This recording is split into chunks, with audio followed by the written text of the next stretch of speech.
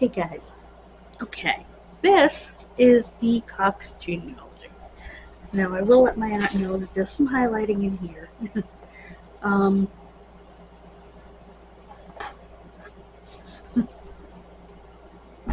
it's an old price tag. Okay. But I want her to have this. It has stories in it, and it's got generations and generations. So this is her mother's family. I'm going to give this to her because I have it on a thumb drive. So I don't need the hard copy. I can't put it on a computer for her. So why not give her the hard copy? Which she'll be thrilled about, along with articles about her great-grandfather, Eugene, which I have to make copies of over there. And I'm still looking for the letters from her grandmother. I have to go through every folder because I've already been through every... And that's her. Excuse me. I'm back. That was Auntie Edie. She's absolutely thrilled. And she wants me to... I'm going to print out some descendancies from the other side of the family, the other side of her mother's family and her father's family. So, what I have.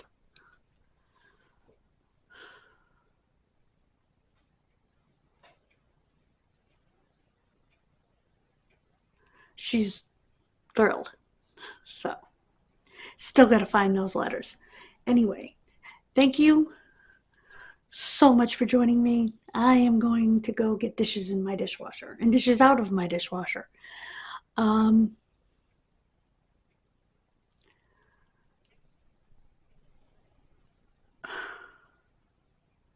I will see you tomorrow on this channel and Kid Missing.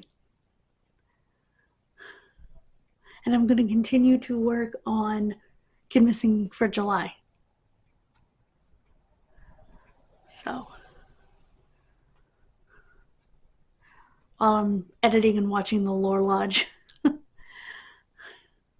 check them out. They're a little bit different because they started doing missing persons when they started pulling apart Missing 411. For those not old enough, 411 means information.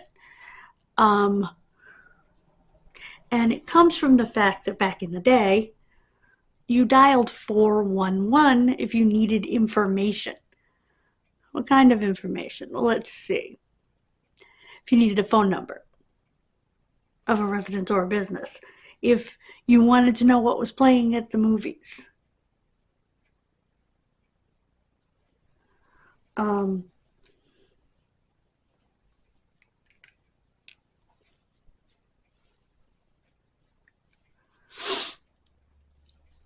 Or what time a movie was playing.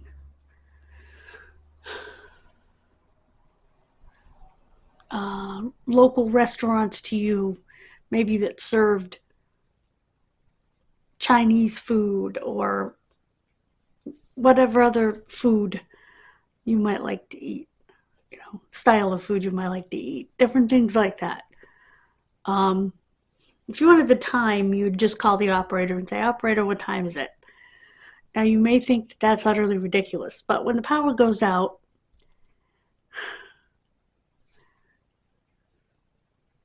unless you have a clock with a battery in it, an analog clock with a battery, which I do, right over there,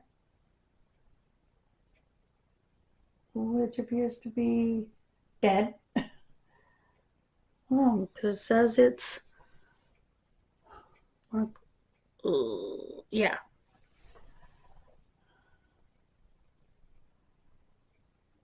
No, it's got the right time. Almost 2 o'clock.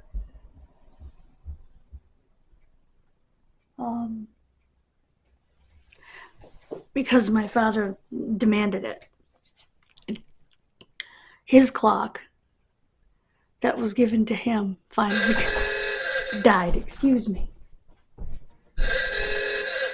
Yes, I know. Pill alarm. I'll take care of that when I get off here. So I just keep the same tradition.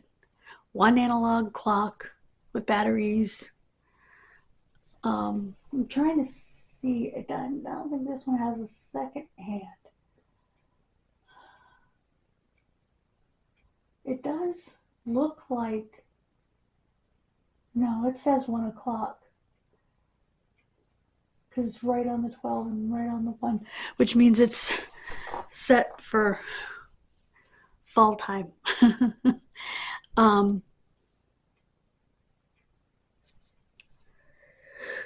Excuse me.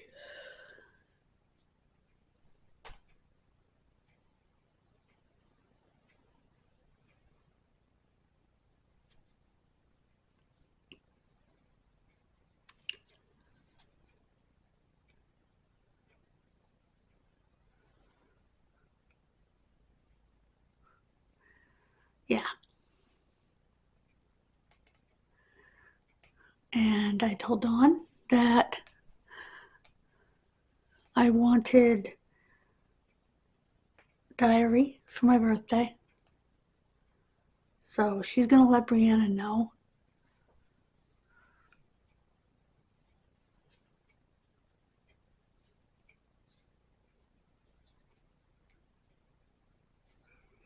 So I'm very excited. That has nothing to do with genealogy. The clock does, because it's a family tradition. We were getting into digital clocks when I was a kid, and my father wasn't a fan. He believed kids should know how to tell time on an analog clock, a clock with hands. How many children today can actually do that?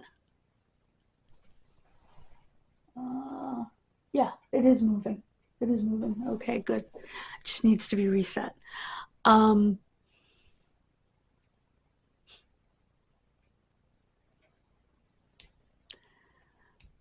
my father taught me how.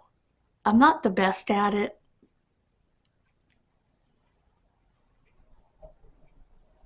I know that one's an hour off, because now it's about 103 on that one, and it's 202. So I can read it.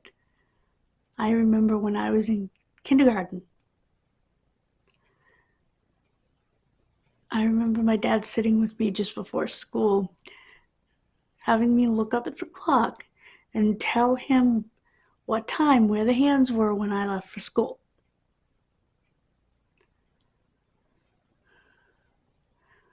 Because this was the second half of the year when I was doing afternoon kindergarten.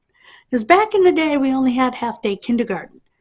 And the first half of the year, you would go either in the morning or the afternoon. Second half of the year, it would switch. So to make this easier, if you went in the morning for the first half of the school year, you would go in the afternoon for the second half, and vice versa. If you went in the afternoon for the first half, you'd go in the morning for the second half. That's how we did it back in the 70s. Yes, I was in kindergarten at the end of the 70s.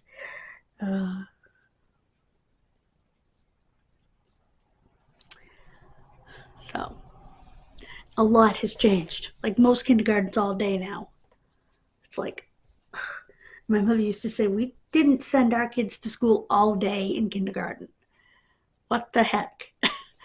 You know? And she never understood the moms that were so happy when the summer was winding down and the kids were going back to school. Because she would say, it makes me sad. I like having my daughter home with me. You know?